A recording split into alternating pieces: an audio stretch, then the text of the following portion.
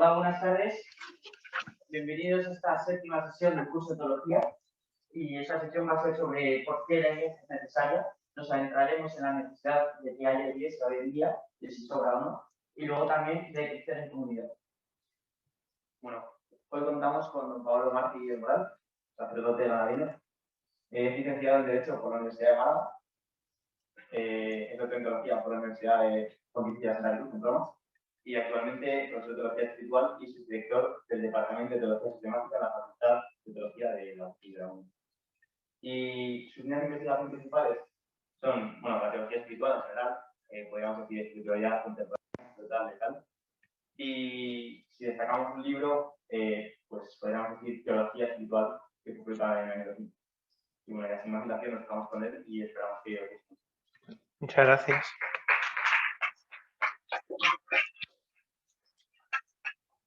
Bueno, muchas gracias por la invitación, por la presentación y también por la presencia de todos ustedes.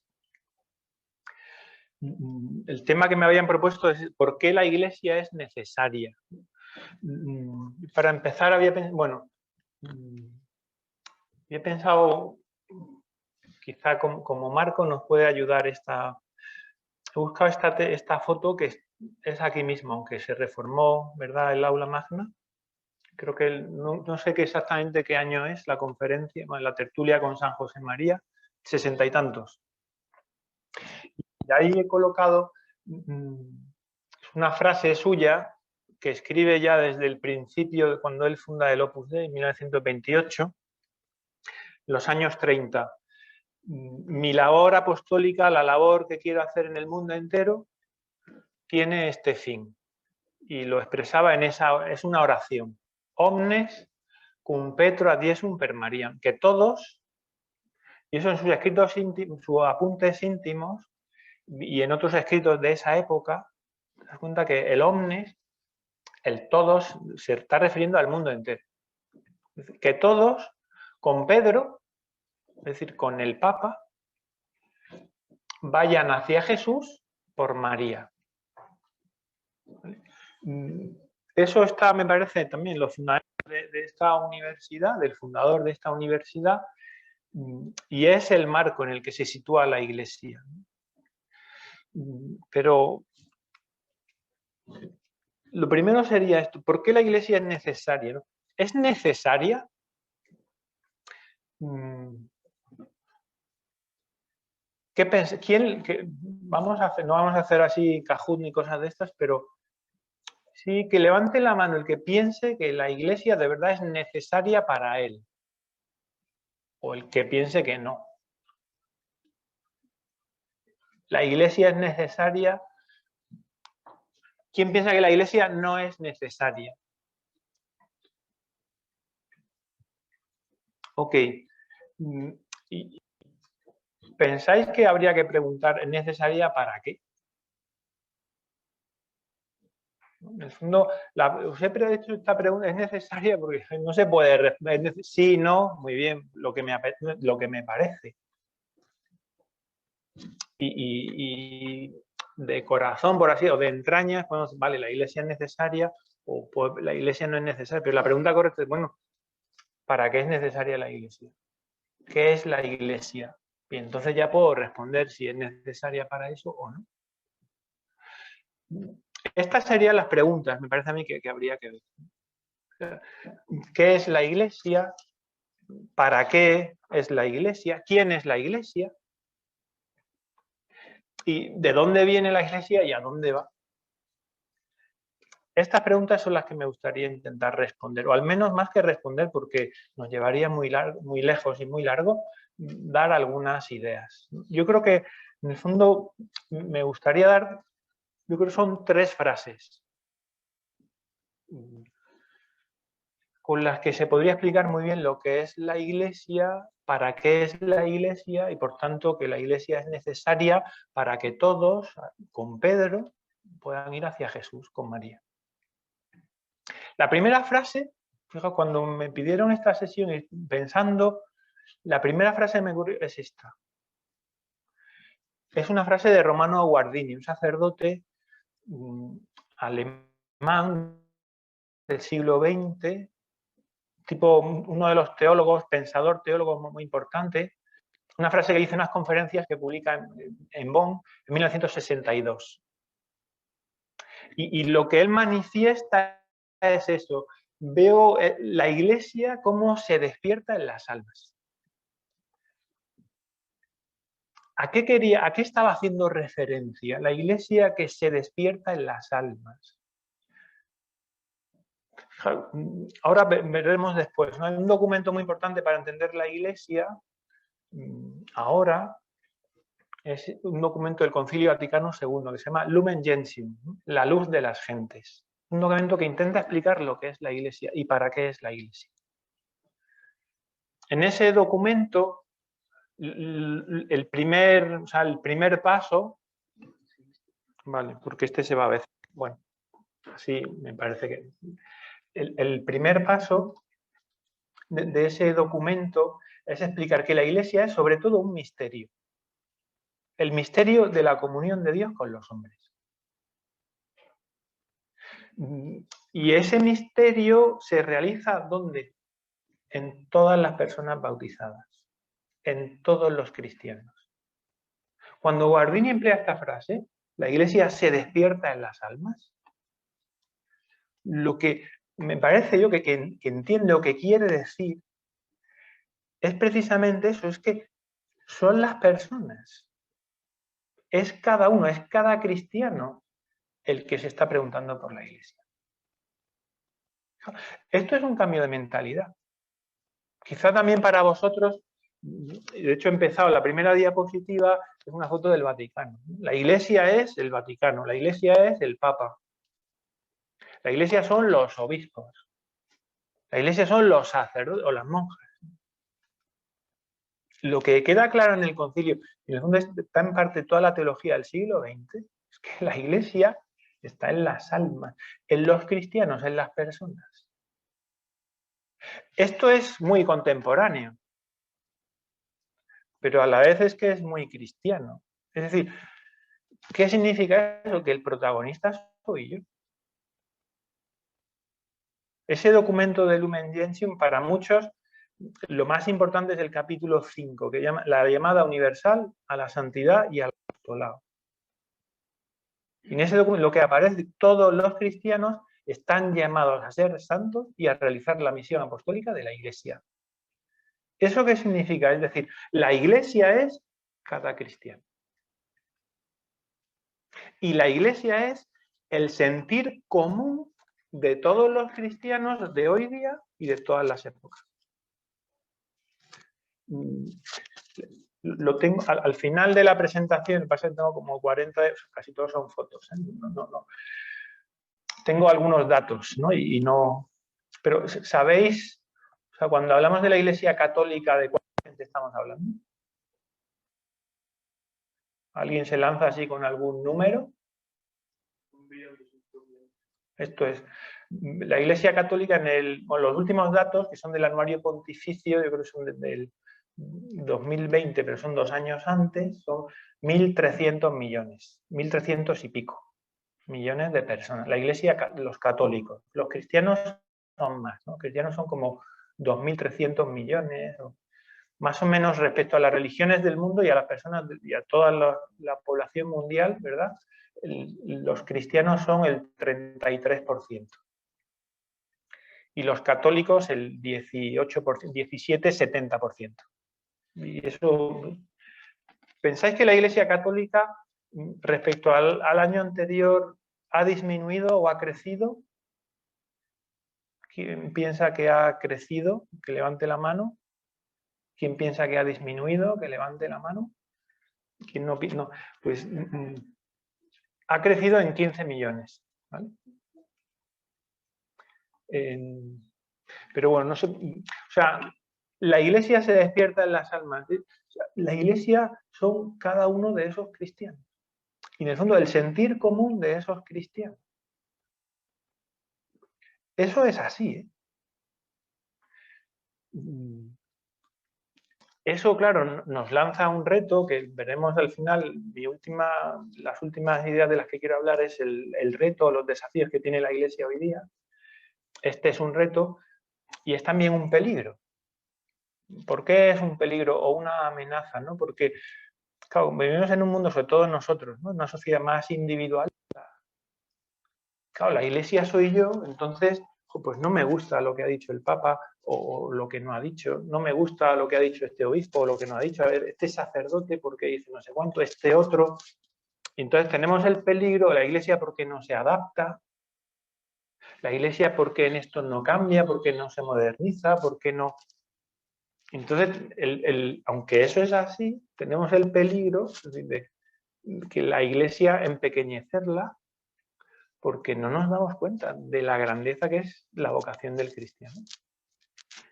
Para eso es necesario ver las demás ideas sobre la Iglesia, ¿no? Pero esta es la primera y me parece que es la más importante. La Iglesia se despierta en las demás, es decir, la Iglesia soy yo. Y yo, no yo, sino tú, ¿vale?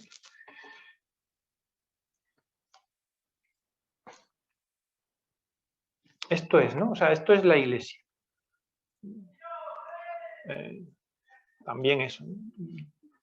Esto es la Iglesia, son últimas de las Jornadas Mundiales de la Juventud.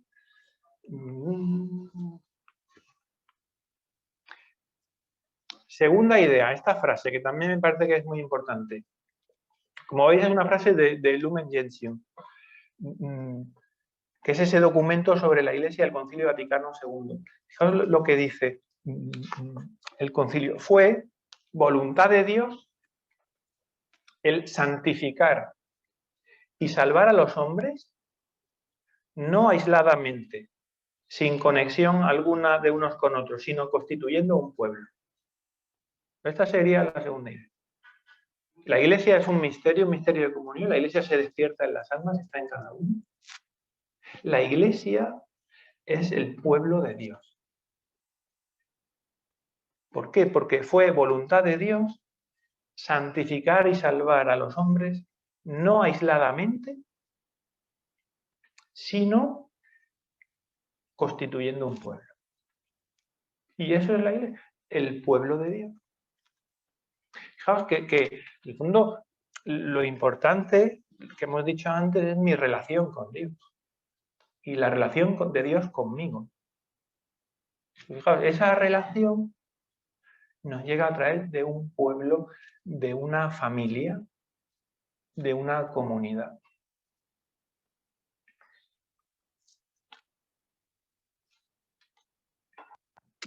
La idea es esta, dice, después del evento Jesús de Nazaret, de su vida, de su trabajo, de su predicación, de sus milagros, de su muerte, de su resurrección. ¿Cómo conectamos nosotros con Jesús? Ese es el tema. ¿Cómo conectar con Jesús? Una empresa de comunicación, una empresa de publicidad. De aquí, fijaros, esta es la mejor forma de transmitir algo, es el boca a boca. La única forma de transmitir la vida es uno a uno. ¿Cómo se transmite la vida de Jesús? ¿Qué es lo especial? ¿Qué es lo distinto? ¿Qué es lo único? ¿Cómo se transmite la vida de Jesús? Pues a través de un pueblo, a través de la Iglesia. Ese es el sentido de la Iglesia y la misión de la Iglesia.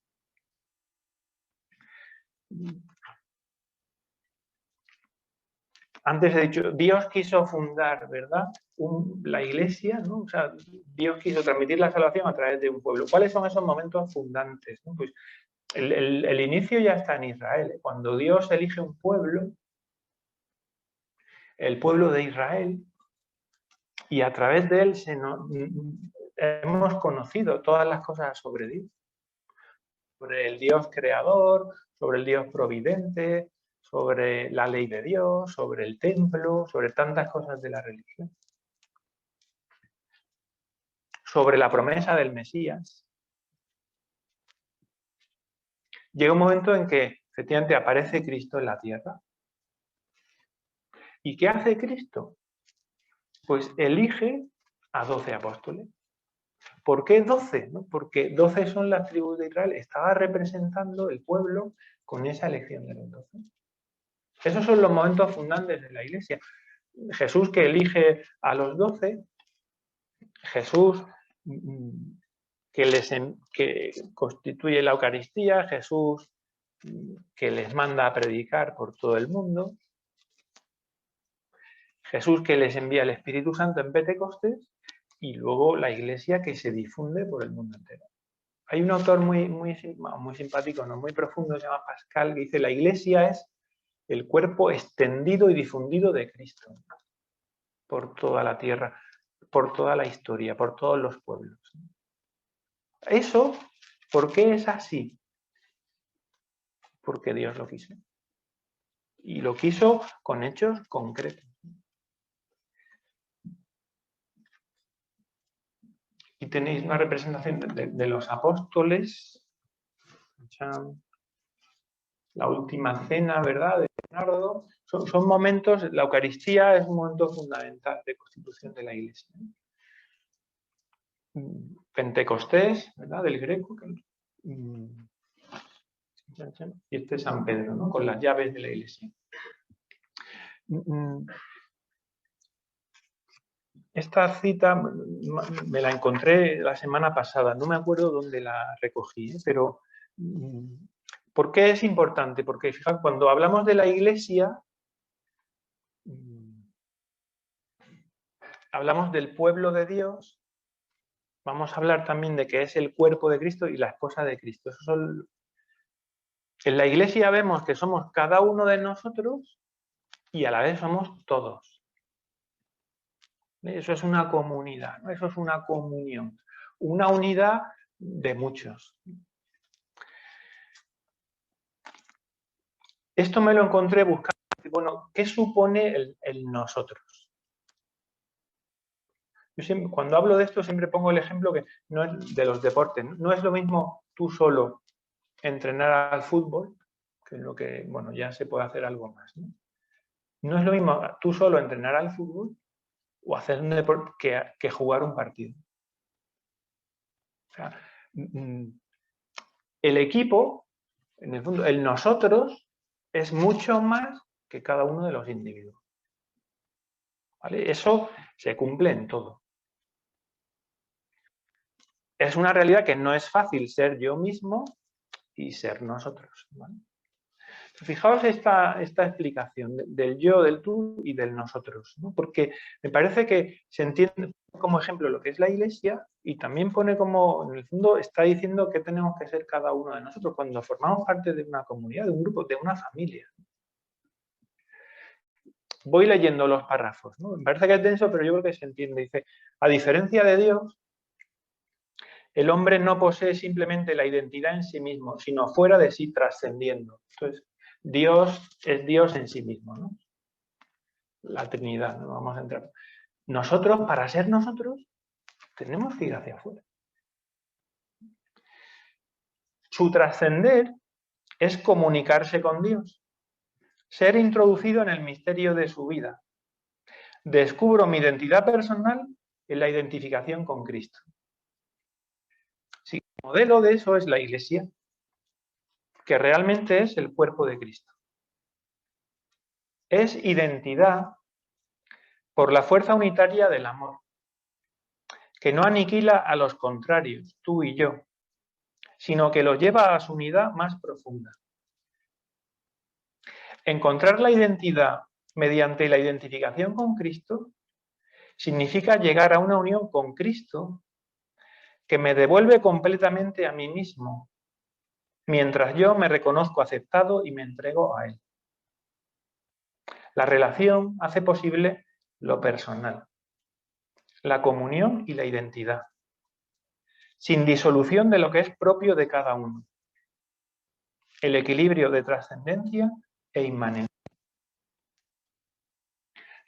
Esto que explica, yo no puedo ser yo hasta que no me relaciono con otra persona, con un tú. Y en ese tú hacemos un nosotros. Y esto lo estoy viendo ahora dando unas sesiones sobre la sexualidad y sobre el matrimonio. Pero me parece que es la amistad es la iglesia, en el fondo es toda la comunidad. Para ser nosotros mismos, tenemos que salir de nosotros. Si uno se queda en su torre de marfil, no conoces al mundo, no conoces a los demás, pero tampoco te puedes conocer a ti mismo.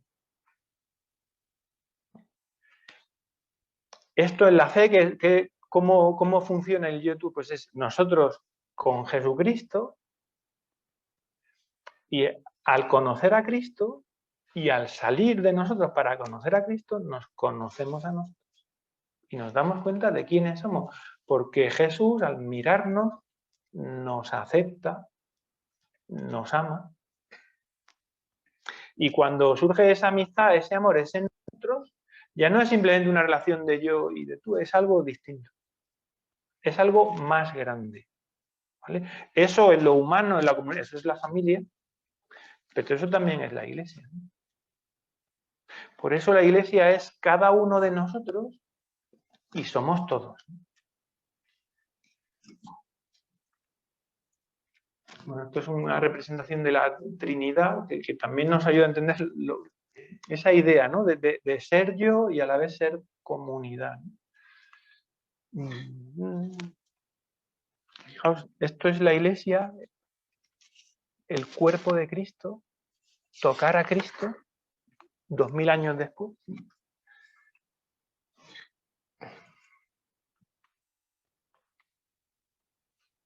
Y esta sería, no sé cuánto tiempo llevo, ¿cuánto tiempo llevo? 20 minutos, 25. Bueno. Creo que queda esta y otra.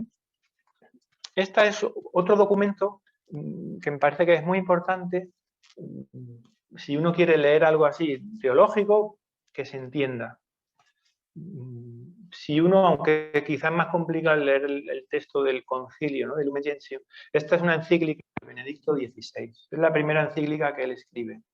Deus Caritas es, Dios es amor.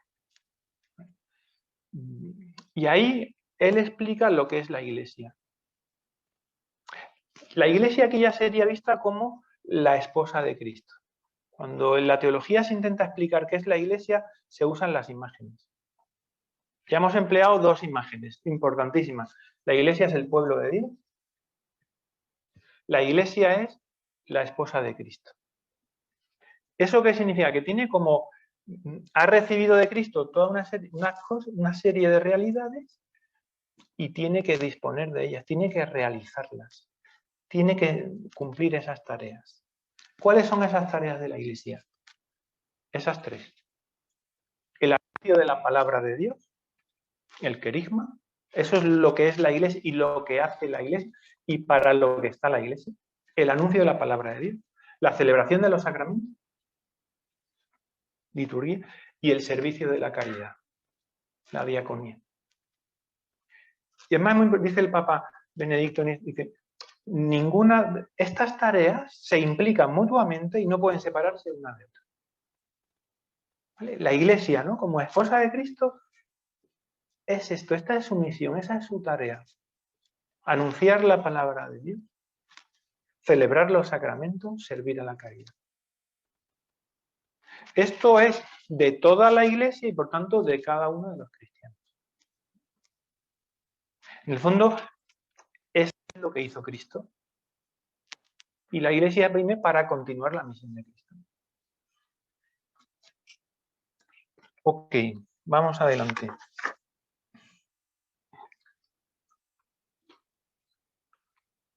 Este es San Pablo, ¿verdad?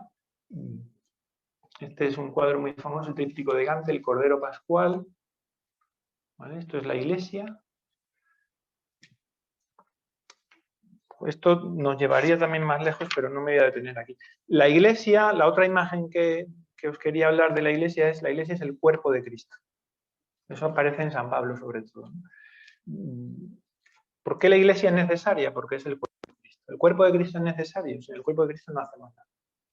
¿Qué significa que la iglesia es el cuerpo de Cristo? ¿No? Pues que tiene una estructura y una estructura orgánica. Es decir, que todo está unido, que forma una unidad, pero que hay distintas misiones, distintas funciones. ¿Cómo es la estructura orgánica principal de la Iglesia, del cuerpo de Cristo? Pues están Pedro y los apóstoles, y a partir de ellos el sacerdocio ministerial. Están todos los cristianos bautizados, que tienen el sacerdocio común o real. Y entre los sacerdotes, el sacerdocio común, están los laicos y los religiosos. ¿Vale? Esa sería como la estructura fundamental de la Iglesia, ¿no? Me podría detener aquí, pero no me voy a detener. Si luego en las preguntas queréis que hablemos de algo de esto, ¿no? Esto es qué es la Iglesia y para qué es. ¿Vale? Y por tanto, por qué es necesaria. O sea, la esposa de Cristo, el cuerpo de Cristo, el pueblo de Dios. El misterio de la comunión con Dios.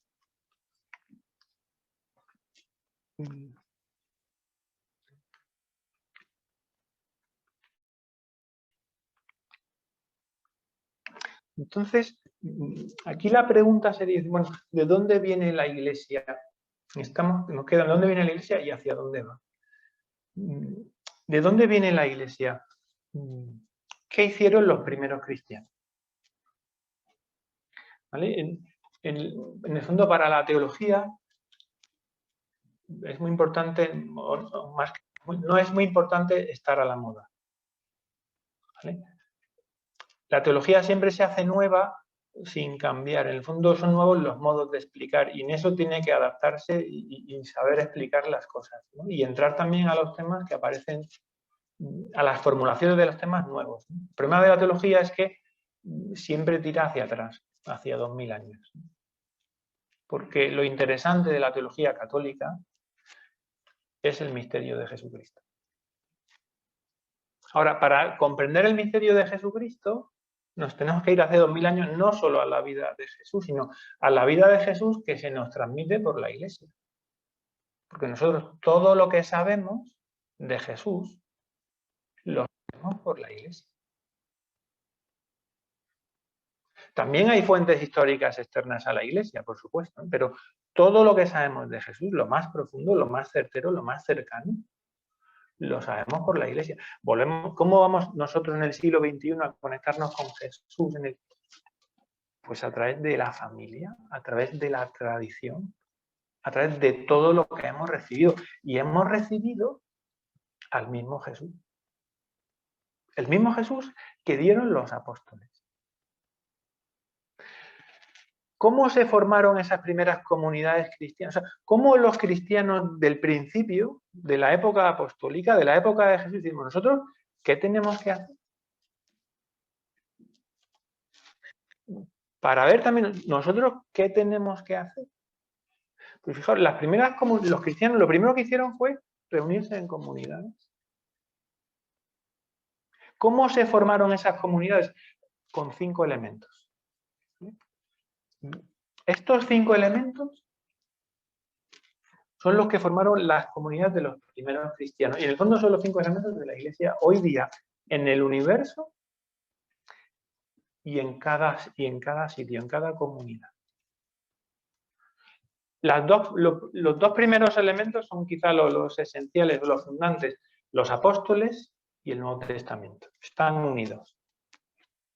Los primeros cristianos se reunieron en torno a los apóstoles. Y los apóstoles no se quedaron en Jerusalén, sino que fueron al mundo entero, al mundo conocido. Y donde fundaron comunidades. Los apóstoles nos dieron, y es lo que se forma ya en los primeros años. El Nuevo Testamento, aunque el canon, el elenco de los libros del Nuevo Testamento está en Trento, pero los escritos están escritos ya en el primer siglo. ¿Vale? Las primeras obras así del Nuevo Testamento se suelen decir que son las cartas a los tesalonicenses, las cartas de San Pablo a los tesalonicenses del año 50 más o menos, 50-55, por ahí están datadas. Lo último sería el Evangelio de Juan, que se suele datar en torno al año 100 por ahí. ¿Vale? Esos escritos en el fondo son la predicación oral de los apóstoles que se puso por escrito los evangelios. Y luego la predicación de San Pablo, de San Pedro, de Santiago, ¿verdad? Que se fue enviando a las iglesias.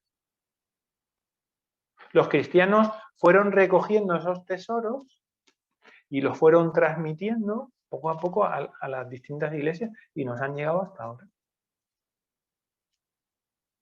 Ahí es donde está la vida de Cristo, la enseñanza de Cristo. ¿Cómo se vive eso? ¿Cómo se va formulando? ¿Cómo se va haciendo una comunidad, un conocimiento, una tradición, una familia? Pues con esas tres ideas. Los símbolos de la fe, los códigos morales y con la liturgia. Los cristianos se reconocen unos y se transmiten unos a otros. Los símbolos de la fe en la liturgia nuestra latina solemos emplear dos símbolos. El símbolo que se llama apostólico, que es el que rezaba la iglesia de Jerusalén, o el símbolo niceno-constantinoplatino, que es de los concilios del siglo IV y V, año 325. ¿Vale? Los apóstoles y los primeros cristianos dicen, a ver, tenemos que formular nuestra fe, pero en esto es en lo que creemos. Ellos desde el principio, por eso, herejías y separaciones. Hay gente que se va separando de la iglesia. Primero son la preocupación por fijar el dogma sobre Cristo, sobre la Trinidad, sobre el Espíritu Santo, y luego llegarán ya los sacramentos. La liturgia también se ha ido conformando con los siglos, ¿sí? Pero tenemos quizá el testimonio más bonito, o sea, es una carta de Justino, el año 150, en el que explica, defendiéndose del pecador, las persecuciones, explica lo que hacen los cristianos el domingo y explica perfectamente la estructura de la misa. Con la misma estructura que la vivimos ahora. Y los códigos morales pues son en el fondo lo que se transmite del Nuevo Testamento y del Antiguo Testamento. Así se van formando las comunidades. Esto es lo que nosotros tenemos para transmitir la vida de Jesús.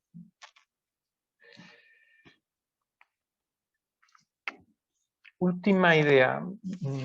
Retos, ¿no? O desafíos o problemas de la Iglesia.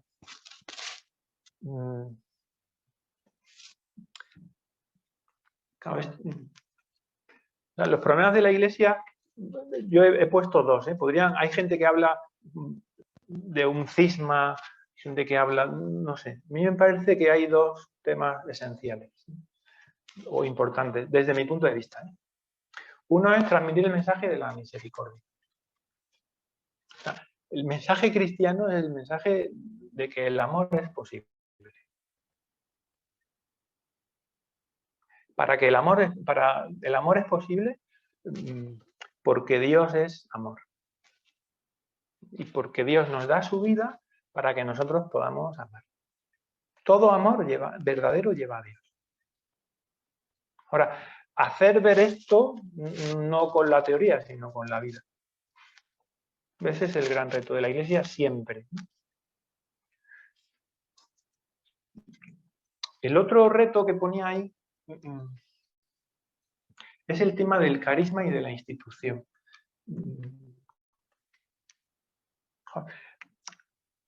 Hoy día, esto en distintos niveles, pero el nivel yo creo más existencial es así. O sea, tenemos un problema muy serio en contraponer carisma e institución. De hecho, carisma, o sea, que sería de alguna manera mi visión personal de Dios, mi visión personal de la fe, mi experiencia de Jesucristo personal. Y la institución. No solo la institución iglesia, no todas las demás instituciones. Creo que esto es un problema especialmente nuestro por el individualismo. Y es particularmente, por así decir, relevante o subrayado en los jóvenes. ¿Vale? Porque, bueno, es que mi carisma, mi espiritualidad, mi experiencia de Dios, mi libertad, siempre la veo coartada por la institución. Es un tema muy serio y gordo y complicado, ¿eh? No quiero, pero lo que quiero hacer ver es que siempre el cristianismo es la hilación, o sea, el tema cristiano es carisma e institución. ¿Vale? ¿Eso qué significa? Pues que las instituciones nosotros ya las vemos como muy hechas, como demasiado jerarquizadas, demasiado estructuradas, ¿no? Y no nos damos cuenta que las instituciones vienen de la vida y vienen de la vida para favorecer la vida. Es decir, que la institución es precisamente lo que me permite a mí vivir mi carisma, mi vocación personal.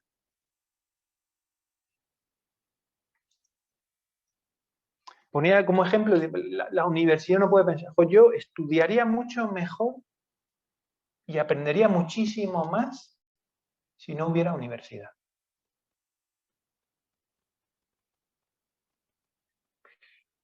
No, eso no me cuadra. O sea, la universidad tiene sus problemas y las carreras tienen sus problemas. Y hay asignaturas, ¿verdad?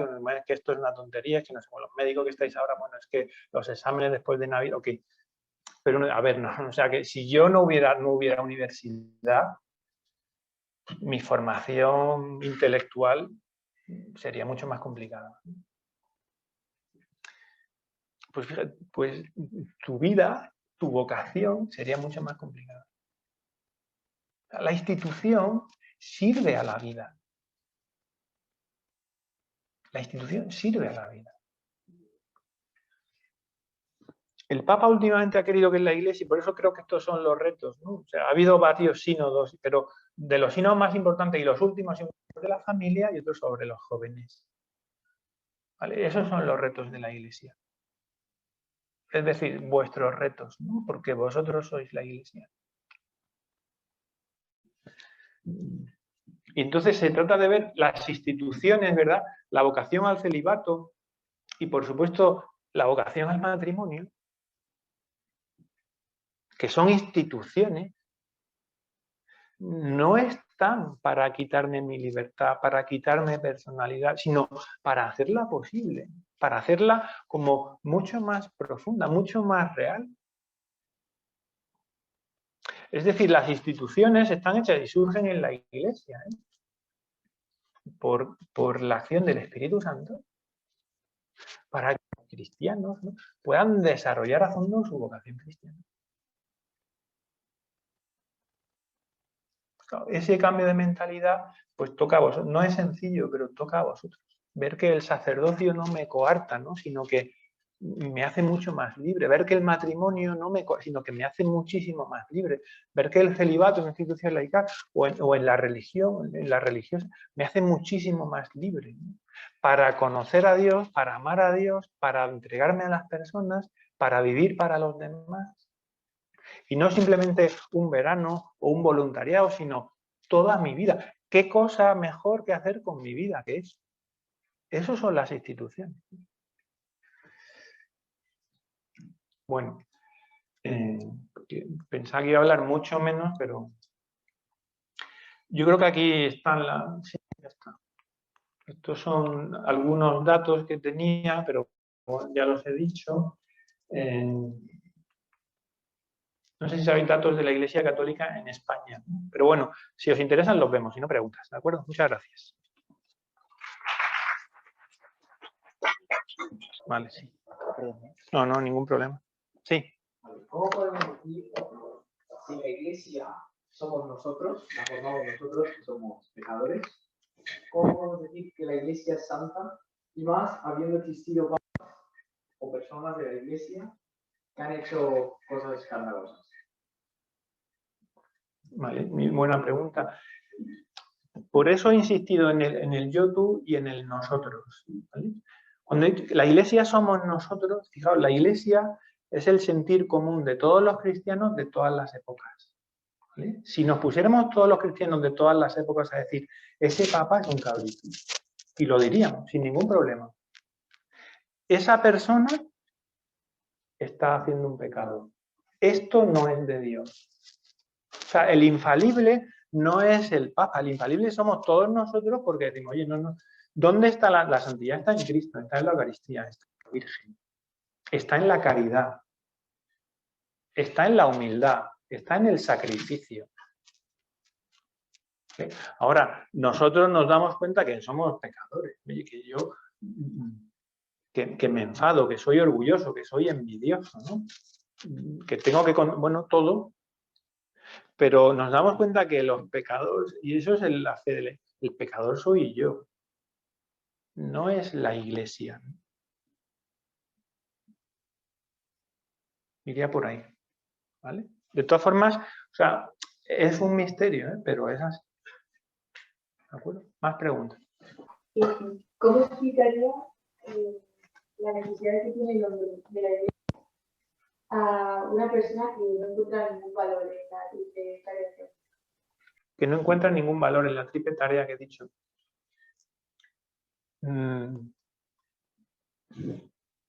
Bueno, si alguien no encuentra valor en el servicio y en la caridad, pues es muy difícil explicárselo. ¿Vale? Yo creo que ahí normalmente sí que, o sea, nos damos cuenta de, o sea, un poco por la conciencia que tenemos todos los hombres de dónde está el bien y dónde está el mal. Hay cosas en las que tenemos dudas, ¿vale? Pero, o sea, uno puede discutir si el aborto está bien o está mal, pero nadie va a discutir que una madre que quiere a su hijo, eso es una maravilla. ¿Vale? O que una persona que atiende a un anciano, o que un médico que da su vida por un enfermo, ¿verdad? O que una religiosa que atiende a personas que no tienen nada. En el fondo, fijaos, o sea, la Iglesia atrae por el ejemplo. ¿Vale? Y si no es que como la Iglesia somos nosotros, no hay manera de hacerlo. Ahora, claro, cuando tú eres una persona que da la vida por amor a los demás, una madre que da la vida por amor a sus hijos, ¿no? o un marido que quiere a su esposa y ves cómo eso funciona, o un amigo que es fiel a sus amigos y les ayuda. Entonces, claro, ahí ya, ¿cómo es posible esto? Entonces te das cuenta, y eso lo explica muy bien el Papa Benedicto XVI en la Deus Caritas, es que el amor al prójimo del que habla Jesús solo es posible si tú eres capaz de trascender hasta Dios. Porque el amor al prójimo del que habla Jesús te está diciendo, mira, cada persona, sea quien sea, es digno no solo de una mirada de amor, sino de una mirada de amor de Dios. Con lo cual, hasta que tú no te acerques un poquito a Dios, no le podrás dar a esa persona lo que se merece. Por eso va unido el Evangelio, la liturgia y la caridad. Pero si yo, para empezar a explicar algo, hay que empezar por la caridad, que es lo más universal. Al final te das cuenta que la caridad de verdad, el amor verdadero, te lleva al Evangelio y te lleva a la liturgia. ¿De acuerdo? Pero bueno, el ejemplo, ¿eh? Hay gente que piensa que la Iglesia ahora mismo está corrupta o en el Vaticano. Se me venía una frase que no creo que es Juan Pablo II de según a Satanás Santa de la Iglesia. ¿Hasta qué punto son ciertas estas aplicaciones? Y que podemos decirle a esa gente que piensa eso para ayudarles, para hacerles comprender que la Iglesia no es personas en concreto, sino una unidad. Vale. Bueno, es la otra, ¿no?, cara de esa pregunta. Dice, no lo he puesto, pero iba a poner fotos. ¿Quién es la Iglesia? ¿No? Si tú tienes que poner fotos de quién es la Iglesia, ¿vale? Y tenía puesto fotos de santos, ¿no? Juan Pablo II, Madre Teresa, ¿no? Pero también ponía, no me acuerdo, es que luego no, hay un cardenal que hace 2 años, ¿no?, americano, que le quitaron los rangos de cardenal, ¿no? Porque se ha demostrado que, claro, la Iglesia, bueno, está corrupta, hay personas corruptas, todos somos pecadores. ¿Qué es lo que sucede? Que lo que ha transmitido la Iglesia a lo largo de los 20 siglos, y esa es la especial acción del Espíritu, por eso la Iglesia es el cuerpo de Cristo, es la esposa de Cristo, y es el pueblo de Dios. La tradición, lo que ha transmitido la Iglesia es la santidad. Es decir, el Evangelio, el ministerio apostólico, la moral, la liturgia, ¿verdad? La fe. Eso es, en el fondo, son instituciones que te llevan a la vida de Cristo. Luego hay cosas que nos quitan de la vida de Cristo, son nuestros pecados. Efectivamente, todos somos corruptos. Pero también Jesús lo dice muy claro en el Evangelio. He venido a llamar a los pecadores, no a los justos, ¿no? Ahora, tenemos que saber decir, esta persona es un pecador, lo ha hecho mal y tiene que arrepentirse y tiene que cambiar, y esto no es la Iglesia, ¿no? Esto es la antiglesia. En esto también explicar la moral cristiana, el tema es que nosotros, para entender la moral cristiana y esto, nosotros entendemos, ¿no? Y lo vemos así, que hay una diferencia entre la persona y sus obras, ¿vale? La persona siempre es buena porque ha sido creada a imagen de Dios y el cristiano es hijo de Dios. Ahora, esa persona puede hacer obras malas y por eso yo puedo juzgarle y decir, mira, has hecho estas obras malas. Esas obras malas te han hecho malo, pero tú no eres malo, tú eres bueno, por eso puedes cambiar, puedes convertirte. En el mundo en el que vivimos, eso no es así, ¿vale? Porque en el fondo somos dualistas. El tipo que ha hecho algo malo es malo. El tipo que ha hecho algo bueno es bueno y será así siempre. Entonces, claro, no sé cómo un sacerdote ha abusado de un niño, es un pedófilo. Ese tipo habría que meterlo, por supuesto, habría que meterlo en la cárcel, ¿no? Pero también dice, en el fondo, incluso esa persona, que es la más depravada, esa persona puede cambiar. El otro día que hablaba sobre el, pero bueno, me iría por ahí sobre el perdón y un terrorista y tal, y no voy a seguir. ¿Alguna pregunta más? Que últimamente se habla mucho del Papa, de si habla mucho, habla poco, no habla, o sea. Entonces, si puede aclarar, bueno, no sé si la famosa, pero puede aclarar qué es bueno que diga el Papa, en qué temas se mete, porque claro, hay veces que no se tendrá que decir algo, pero a ver. Sí, la pregunta un poco. Sí, sobre todo, o sea, yo no voy a decir nada, o sea, nada del Papa, ¿no? Malo, o sea, porque no puedo, ¿no? Y porque pienso que no hay nada malo del Papa, ¿no? Aunque él también tendrá sus movidas, ¿no? Pero, o sea, que es lo que os decía antes, ¿no? Es lo bueno, es decir, la Iglesia somos nosotros y por tanto me parece que el Papa es que no está haciendo bien a la Iglesia, ¿no? El peligro es que nosotros juzguemos a la Iglesia porque somos la Iglesia sin tener en cuenta toda la tradición. Fijaos que lo que intento explicaros al hablar de este misterio de la comunión, del nosotros, de lo grande de cada uno de nosotros, de la vocación cristiana, es esto que tenemos en común. O sea, la fe, la moral, la liturgia, los evangelios, la vida de Cristo. Después de 2000 años, ¿no? El siglo XXI. Y es una vida de Cristo que tenemos que dar hacia los demás. Eso el Papa está en eso. Que sea más oportuno o menos oportuno lo que nos parezca y lo que nos llega de lo que ha dicho. Pues eso, yo es que prefiero no opinar de eso, ¿no? Porque bueno, es que sabe mucho más, es mucho más santo, está mucho más cerca de Dios, y eso yo lo he comprobado. Y tiene muchísimo más datos sobre la Iglesia. ¿Vale? O sea, hay gente que dice, es que el Papa está diciendo, bueno, hay otros que dicen, bueno, detrás de la Iglesia en el fondo hay como un cisma, bueno, estoy diciéndolo como muchísimos años. Y si el Papa no es prudente, pues porque pues puede que sea peor. Entonces, detrás de que esté la Iglesia seamos todos también y seamos del pueblo de Dios, significa que, o sea, que hay muchas espiritualidades y todas son buenísimas. Hay muchísimas maneras de ver las cosas y las cosas tienen muchísimos matices, ¿no? Y efectivamente hay para algunos cristianos que para lo más importante es pues la vida y la sexualidad y por supuesto, y está muy bien. Hay para muchos otros cristianos que lo más importante es la caridad y la inmigración, para otros lo más importante es la liturgia, ¿no? Y hay muchísimas sensibilidades, pero es que somos 1.380 millones de personas, ¿no?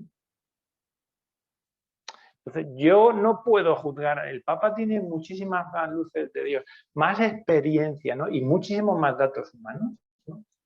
Para ver lo que es más oportuno.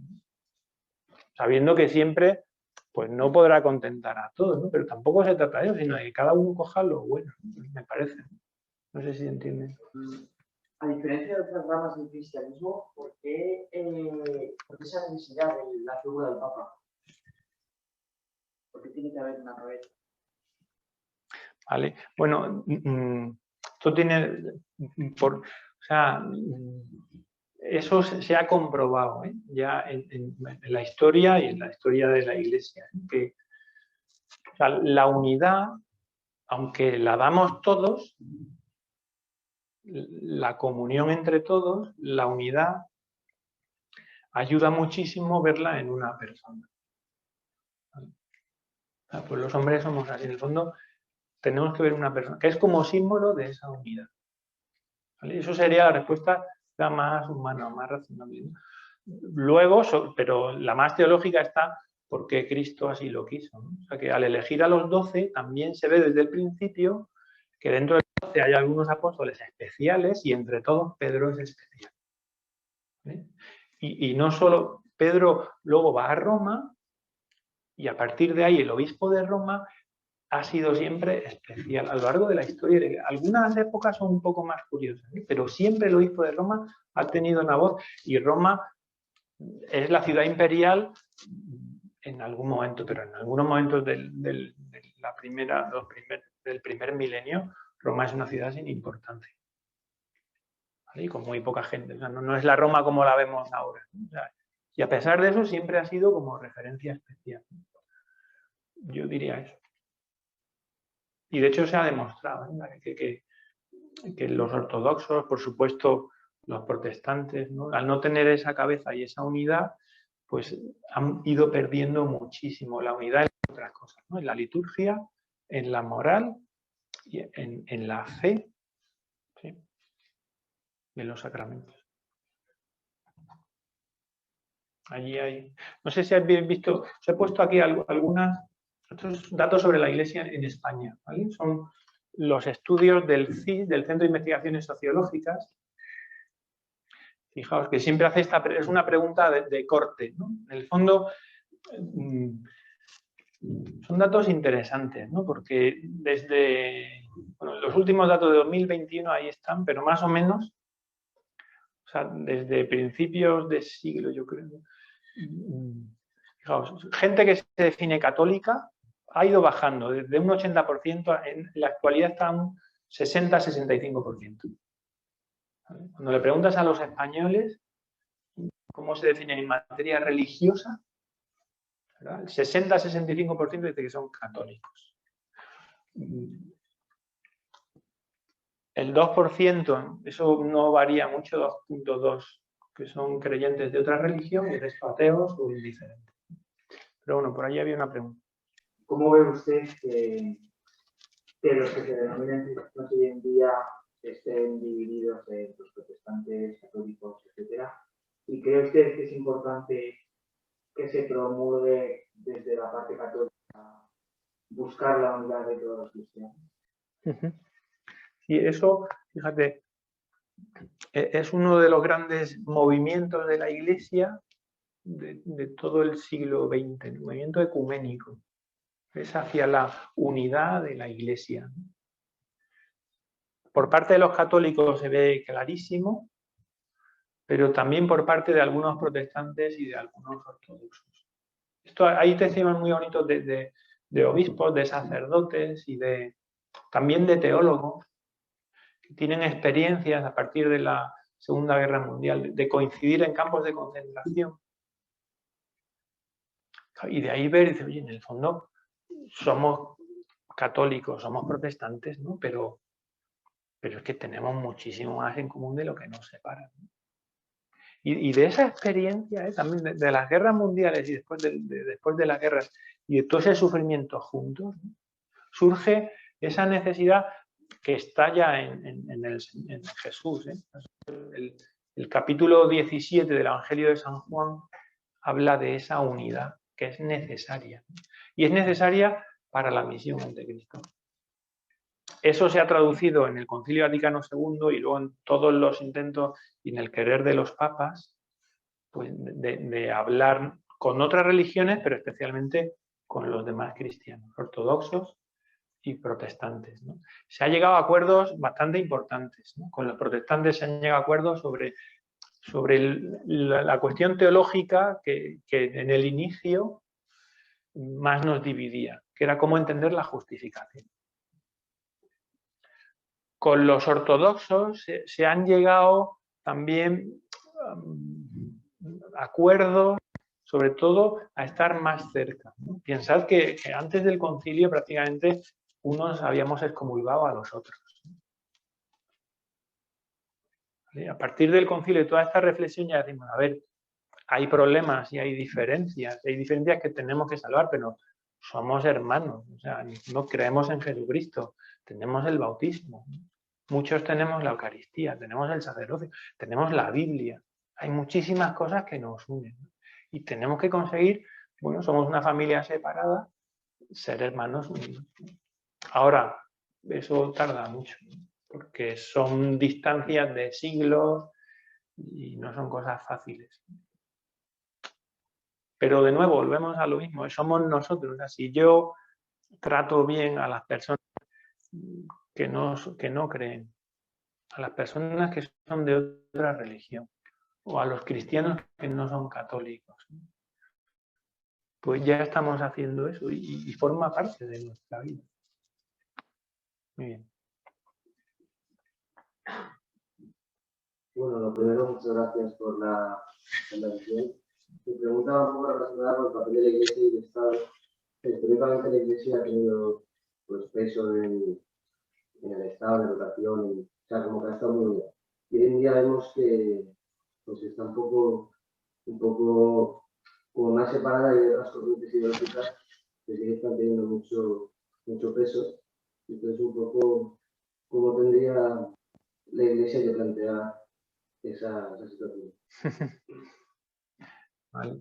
Pues no es nada sencillo, ¿eh? Pero bueno, esos son, en el fondo, hay distintos sitios y distintas culturas, ¿no? En Europa, bueno, algunos, porque en Inglaterra, por ejemplo, sigue unido, ¿no? Iglesia y Estado, ¿no?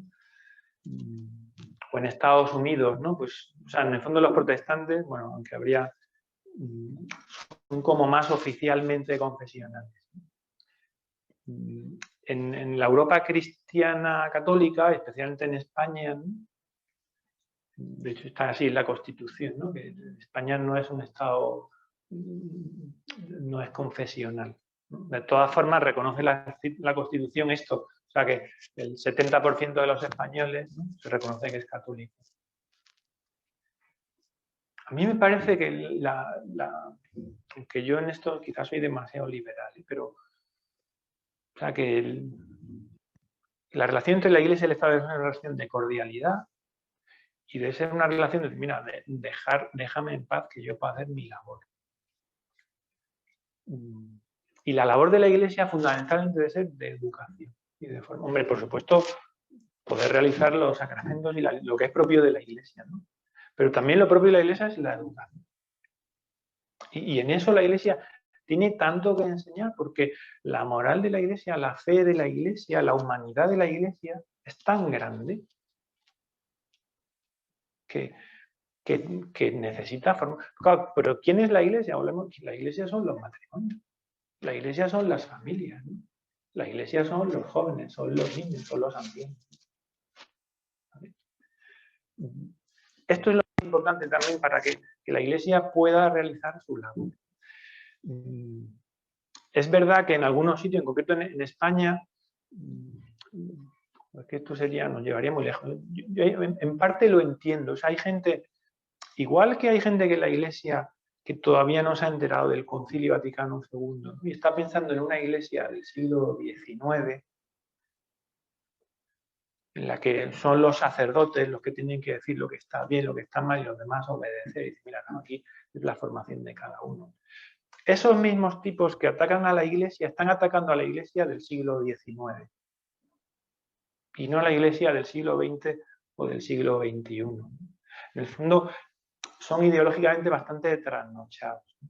Es un laicismo que está fuera de lugar, es muy ideológico, pero fuera de lugar. En el fondo, la Iglesia, ya sabemos que tiene sus dudas y sus problemáticas, pero todo este mensaje en el fondo de la caridad, de la formación, de la humanidad, de ayudar a las madres, de ayudar a los ancianos, de ayudar a los hijos, de ayudar a la familia, es que estos son los problemas de la sociedad en la que vivimos. El problema de España es la natalidad. El problema de España y el reto de la Iglesia en España es la familia. Lo que hace sufrir a la gente, pues son los problemas de la familia. También el trabajo, pero los temas más así son. Y ahí la Iglesia tiene mucho que decir. No todo, porque hay gente que tiene otras palabras de acuerdo, pero parece que la Iglesia, son los cristianos, tenemos que aportar nuestros valores, que son bastante válidos, ¿no? Bueno, diría eso. No sé si tu pregunta era por ahí, Manu. Sí, iba también un poco por el tema de valores morales o éticos que la sociedad puede estar bastante degradada en ese aspecto, un poco como la Iglesia también puede hacer ahí un poco de hincapié o como de muro defensivo para proteger valores que, claro, para mucha gente pues, puede dar mucha importancia. Sí, pero ahí yo vuelvo a lo mismo, ¿eh? O sea, que la Iglesia principalmente, o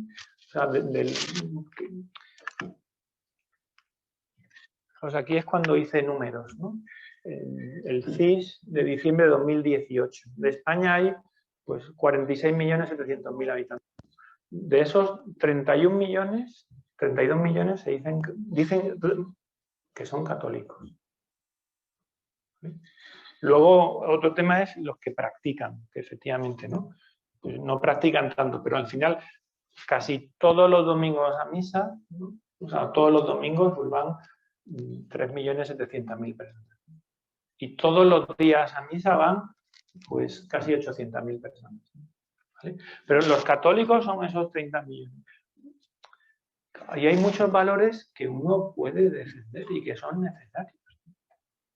Y sobre todo son esos valores, ¿eh? O sea, de la familia, de la vida, del trabajo, del papel de los padres en la educación de los hijos, de la conciliación laboral, del papel de la mujer, de la violencia, de las redes sociales, de cómo educar a los jóvenes.